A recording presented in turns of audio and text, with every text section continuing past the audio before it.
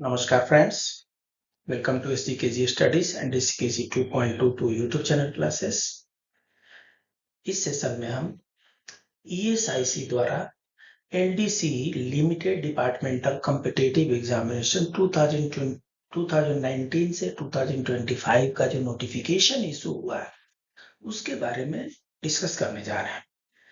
ये जो LDC है, it is for the post of SSO, assistant, UDC, LDC, PA, stenographer in ESIC। बहुत बड़ी वैकेंसी इसलिए है क्योंकि ये लॉन्ग आउटस्टैंडिंग 2019 के वैकेंसी ईयर से लेकर के एंड 2025 के वैकेंसी ईयर तक है, इसलिए इसमें स्कोप अच्छा है। जो इसमें थोड़ा सा हार्ड लेबर करेंगे, certainly they will succeed. This is one of the best way to proceed further, to jump further in the department itself. चलिए जान लेते हैं नोटिफिकेशन क्या क्या चीजें विशेष रूप से हैं जो हमें जानना आवश्यक है। तो ये ESIC का नोटिफिकेशन है। नोटिफिकेशन इशू हुआ है 22 नवंबर 2024 को। हेडिंग है conduct of limited departmental competitive examination for the post of SSO, assistant, UDC, LDC, personal assistant and stenographer in ESIC। ठीक है, इसमें वैकेंसी ईयर मेंशन किया हुआ है। जैसे कि वैकेंसी ईयर हमने पहले ही आपको बता दिया था। वैकेंसी ईयर क्या क्या है, 2019 से लेकर के 2025 तक है। जनरली DPC हो और चाहे लिमिटेड डिपार्टमेंटल कॉम्पिटिटिव एग्जामिनेशन हो, ये नेक्स्ट ईयर के लिए ही होता है। किसी कारण से हम इसको फॉलो नहीं कर पाए हैं। अब प्रयास ये है कि हम नेक्स्ट ईयर का वैकेंसी DPC है, नेक्स्ट ईयर का LDC है, उनको एडवांस में ले लें। तो ये एक अच्छा प्रयास है। आगे बढ़ते हैं। Regional directors head of the office may call for application. So ये एक ऑथराइजेशन है।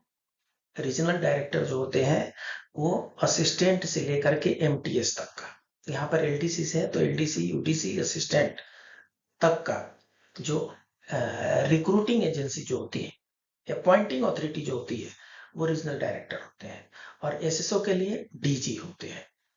तो रीजनल डायरेक्टर को इशू करना है मे कॉल फॉर एन एप्लीकेशन, उनको एप्लीकेशन एक्सेप्ट करना है, उनको कॉल पे कॉल भी करना है, एक्सेप्ट भी करना है, स्क्रूटनाइज भी करना है और स्क्रूटनाइज करके हेडक्वार्टर को सबमिट भी करना है। ठीक है, सो क्या करना है, कॉल फॉर एप्लीकेशन भी करना है, स्क्रूटनाइज भी करना है, वेरीफाई भी करना है and furnish the information as under below to the headquarter. ठीक है, जो जो रिलेवेंट पॉइंट है उन्हीं की हम चर्चा कर रहे हैं। बाकी जो RO/SRO का जो डिपार्टमेंट है वो करेगा। वैकेंसी ईयर जो है 2019 से 2025 तक है। कट ऑफ डेट जो होता है वो 1 जनवरी 2019 हो गया है। जैसा कि आपको पता है अप्रैल 2018 तक वैकेंसी ईयर जो होता था वो फाइनेंशियल ईयर के अकॉर्डिंग होता था। जैसे 18-19, 19-20 ऐसा होता था। अभी वो चेंज हो चुका है। अब वैकेंसी ईयर जो हो गया वो कैलेंडर ईयर से हो गया है। सो कैलेंडर ईयर से हो गया है तो एलिजिबिलिटी जो बनती है वो 1 जनवरी को होती है। एलिजिबिलिटी जो होगी वो 1 जनवरी की होगी। वैकेंसी पोजीशन जो होगी वो 31 December of the that year होगी। तो ये प्रोस्पेक्टिव वैकेंसी होती है। जैसे कि यहाँ पर vacancy crucial date for eligibility है 1 जनवरी 2025, वैकेंसी पोजीशन 31 दिसंबर 2025। सो इसमें से जितने लोग सपोज टू रिटायर सुपर एनुएशन का सबको पता है, अक्टूबर में कौन रिटायर होंगे, नवंबर में कौन रिटायर होंगे। तो ये साल भर में जितने लोग रिटायर होंगे उनके अगेंस्ट में भी DPC किया जाता है, LDC किया जाता है, रिक्रूटमेंट किया जाता है। ठीक है, सो ये 2019 से लेकर के 2025 तक का वैकेंसी ईयर का ये LDC होने जा रहा है। ये बहुत बड़ा एक एप्रिसिएबल स्टेप है ESIC का। The conduct of the limited departmental competitive exam and preparation of result thereof for regional cadre will be on the basis of regional vacancy। देखिए ऐसा है, इसमें SSO का भी हो रहा है। SSO का ऑल इंडिया होता है ऑल इंडिया वैकेंसी होगी, ऑल इंडिया सीनियरिटी होगी। क्यों? क्योंकि उनके अपॉइंटिंग अथॉरिटी डीजी होते हैं। और एलडीसी से लेकर असिस्टेंट, इनका जो होता है वो रीजनल वैकेंसी होती है, रीजनल सीनियरिटी होती है। क्यों? क्योंकि इनकी अपॉइंटिंग अथॉरिटी रीजनल डायरेक्टर्स होते हैं। एसएसओ के लिए ऑल इंडिया वैकेंसी होगा, ऑल इंडिया सीनियरिटी लिस्ट होगा। ठीक है, तो सिंगल एग्जाम, एक एग्जाम होगा। ऐसा नहीं कि 19 का अलग, 20 का अलग, 21 का अलग, 22 का अलग, जी नहीं। सिंगल एग्जाम होगा जो 19 से लेकर 2025 इसको कवर करके होगा, सिंगल एग्जाम होगा। तो जो 19 के लिए एलिजिबल होंगे वो 20, 21, 22, 23, 24, 25 के लिए भी एलिजिबल होंगे, सब्जेक्ट टू वैकेंसीज। जैसी वैकेंसी होगी उसके अनुसार उनको उसमें एडजस्ट, वैकेंसी एंड मेरिट, इन दोनों के बेसिस पर हायर मेरिट हो गया, एलिजिबिलिटी हो गया तो उसको पहले ईयर में एडजस्ट करेंगे। लोअर मेरिट हो गया और एलिजिबिलिटी है लेकिन लोअर मेरिट में है तो उनको बाद में एडजस्ट करेंगे। इन्होंने कुछ यहाँ पर क्लेरिफिकेशन दिया है कि जो फर्स्ट, जो 1119 को जो एलिजिबल है वो तो इन सब ईयर के लिए एलिजिबल होंगे, लेकिन जो फॉर एग्जांपल जो 2021 में एलिजिबल है वो 19 के लिए एलिजिबल नहीं होंगे, 20 के लिए एलिजिबल नहीं होंगे, 2021 ऑनवर्ड्स होंगे।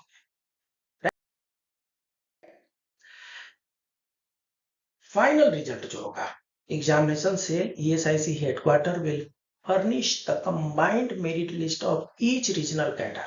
हर रीजनल कैडर का हेडक्वार्टर एक कंबाइंड मेरिट लिस्ट बनाएगा, असिस्टेंट से लेकर के एलडीसी स्टेनो तक, और वो मेरिट लिस्ट भेजा जाएगा उनके अपॉइंटिंग अथॉरिटी को। उनके appointing authority means concern regional director को।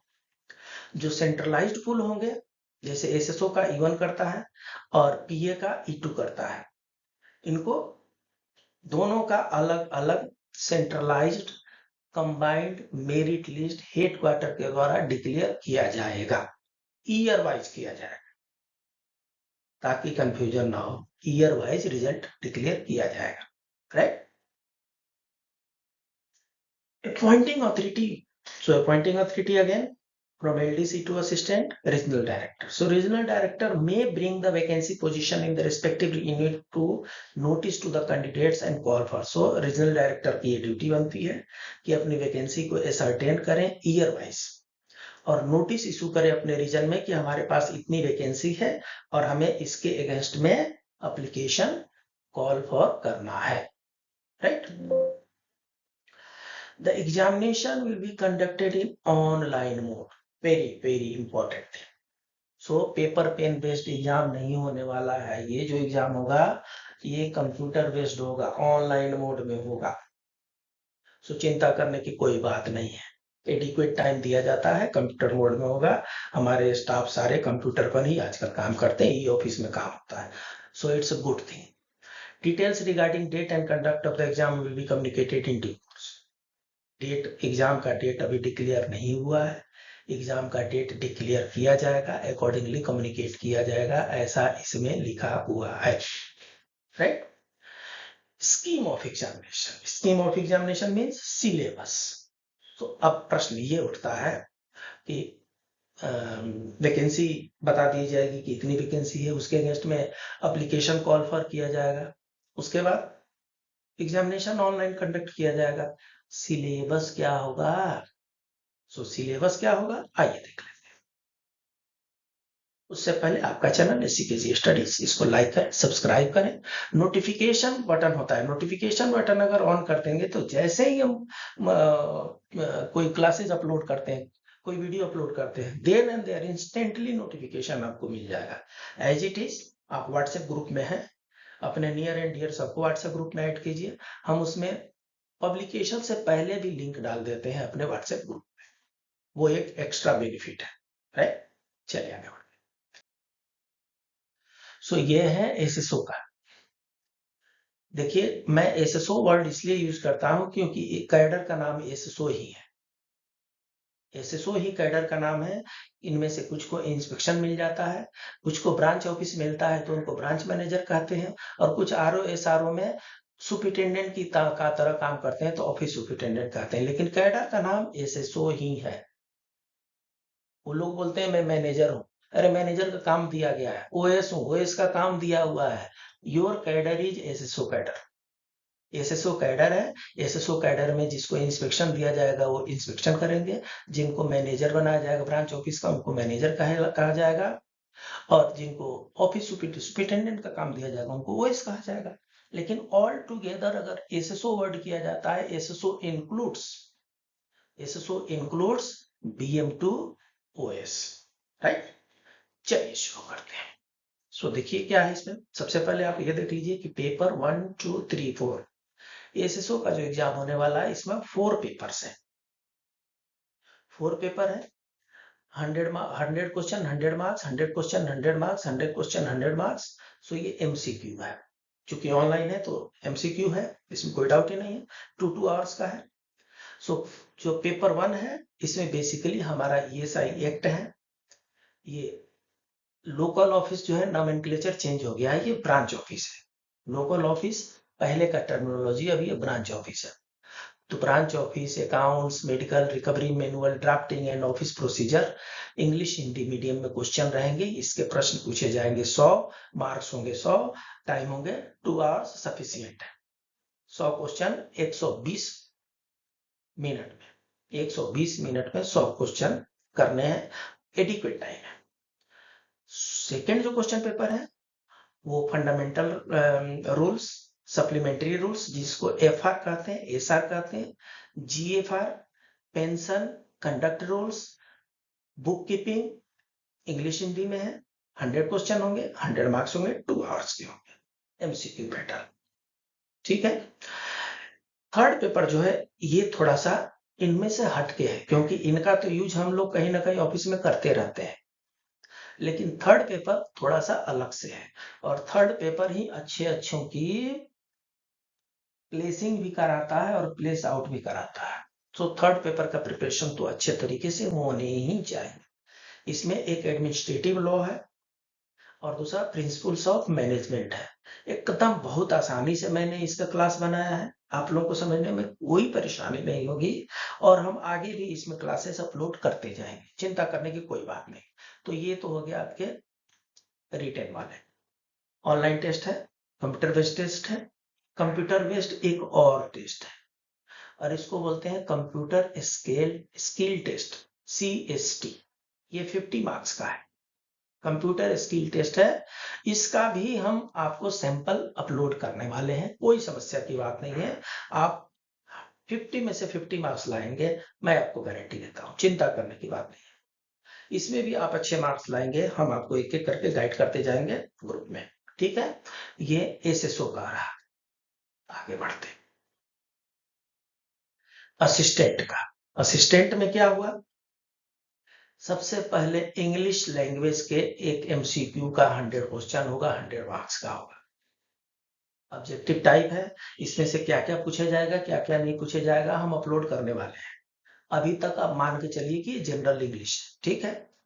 उसके बाद से ESI scheme, office procedure.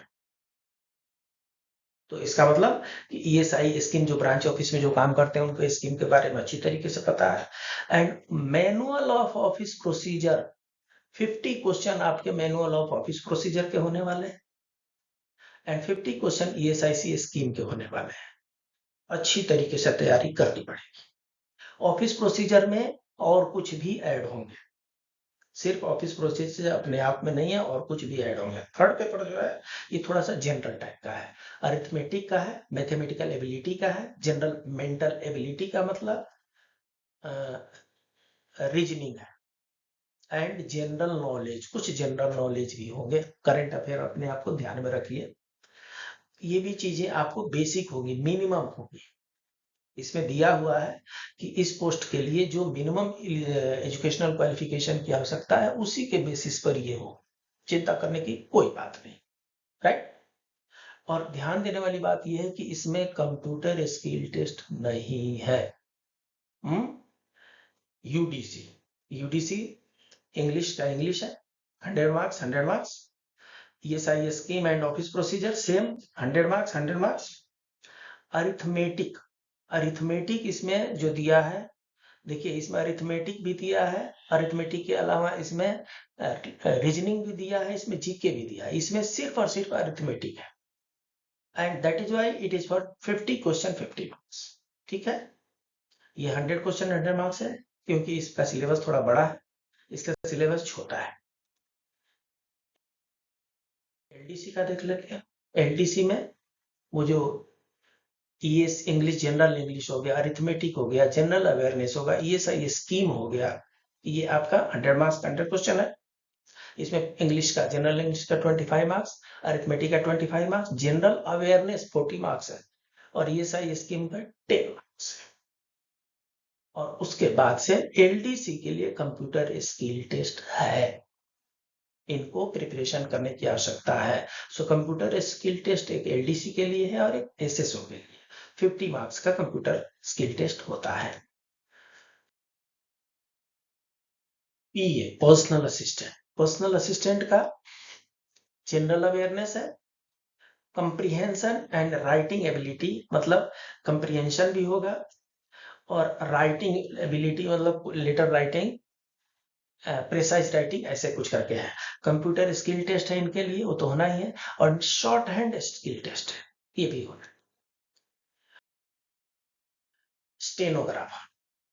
Stenographer का कोई अलग से एग्जाम नहीं है, सिर्फ और सिर्फ कंप्यूटर स्किल टेस्ट है और स्किल टेस्ट है। स्किल टेस्ट उनका स्टेनोग्राफर का शॉर्ट हैंड वगैरह होता है, और कंप्यूटर स्किल टेस्ट है। इसका मतलब कि इनको और किसी प्रिपरेशन की आवश्यकता ही नहीं है। राइट।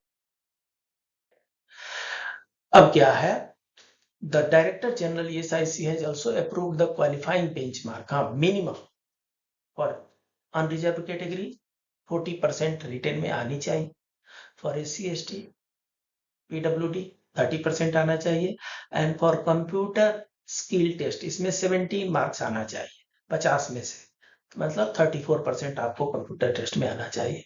जितने लोगों का कंप्यूटर स्किल टेस्ट है उनको 50 में 50 मार्क्स मैं दिलवाऊंगा, आपको सैंपल में डालता जाऊंगा, उसको फॉलो करते जाइए, थोड़ा सा प्रैक्टिस कीजिए, 100% आपको 100% मार्क्स मिलेगा, 50 में से 50 मिलेगा। देखिए मैं कैसे गाइड करता हूँ और कैसे आप ले लेते हैं। राइट। अब थोड़ा सा ये जो एसएसओ का एग्जाम है, एसएसओ के एग्जाम में एडमिनिस्ट्रेटिव लॉ भी है एंड प्रिंसिपल ऑफ मैनेजमेंट है, जो थर्ड पेपर था। तो इसका सिलेबस ये अपने आप में एक वास्ट सिलेबस सब्जेक्ट होता है, इसलिए इसको प्रिसाइजली इसके सिलेबस को देख लेना जरूरी है। अगर इसका सिलेबस नहीं देखेंगे तो बहुत कंफ्यूजन होने वाला, इसलिए पहले हम इसका सिलेबस देख लेते हैं। इससे पहले आपका दूसरा चैनल एसीकेजी 2.22, इसको लाइक करें, सब्सक्राइब करें, अपने दोस्तों के बीच में शेयर करें। सो एडमिनिस्ट्रेटिव लॉ में क्या आएगा, एडमिनिस्ट्रेटिव लॉ का meaning, development, separation of power, right to equality, ये पूरा आपको देख लेना है। लेजिस्लेटिव पावर्स ऑफ एडमिनिस्ट्रेशन, इसको भी देख लेना है। लेजिस्लेटिव प्रोसेस क्या होता है, मतलब लॉ कैसे बनाया जाता है, एग्जीक्यूटिव लेजिस्लेशन क्या होता है, डेलीगेटेड लेजिस्लेशन क्या होता है, and types of delegated legislation क्या होता है, ये सब क्लासेज हम आपको बताने वाले हैं। क्लासिफिकेशन और एडमिनिस्ट्रेटिव एक्शन। सो एडमिनिस्ट्रेटिव एक्शन में जुडिशियल हो सकते हैं, क्वाजी जुडिशियल हो सकते हैं, एडमिनिस्ट्रेटिव एक्शन, और उसमें प्रिंसिपल ऑफ नेचुरल जस्टिस को फॉलो किया जाता है, उसी के बारे में इसमें दिया हुआ है। फेयर हियरिंग में क्या होता है, principle of natural justice. Principle of natural justice का खूब अच्छा सा क्लास मैं आपको अपलोड कर रहा हूं, आप इसको देख लीजिए। सेंट्रल एडमिनिस्ट्रेटिव ट्रिब्यूनल चेक करता हूं, इसके क्लासेज है तो आपको मैं शेयर करता हूं, नहीं तो बना करके हम आपको क्लासेज अपलोड करें। जुडिशियल रिव्यू ट्रिब्यूनल और क्वाजी जुडिशियल अथॉरिटी का करना होता है, उसके बारे में ये कुछ डॉक्ट्रिन है, इनके बारे में भी यहाँ पर दिया हुआ है, इसको एक एक करके आप समझते जाइएगा। जहां कंफ्यूजन होगा आप हमें मैसेज कीजिए व्हाट्सएप ग्रुप में, हम उसको सॉल्व करेंगे। राइट।